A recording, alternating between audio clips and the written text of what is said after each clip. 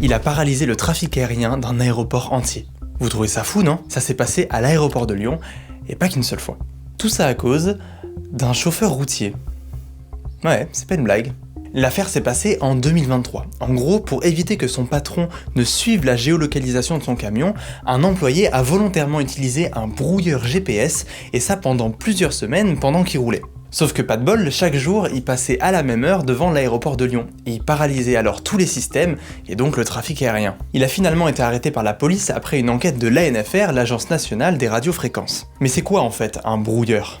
Pour faire simple, c'est une antenne qui diffuse un signal aux mêmes fréquences que les fréquences utilisées par les satellites de géopositionnement, rendant difficile voire impossible l'utilisation du GPS. Ce qui s'est passé, c'est que le mec pensait que son brouilleur allait brouiller uniquement le traceur GPS qu'il y avait dans son véhicule. Sauf que un traceur GPS, si c'est pas bien isolé, ça va perturber tous les GPS qu'il y a dans son périmètre d'action, y compris les réseaux mobiles ou tous les autres véhicules qui s'en servent, les voitures, les bateaux et même les avions.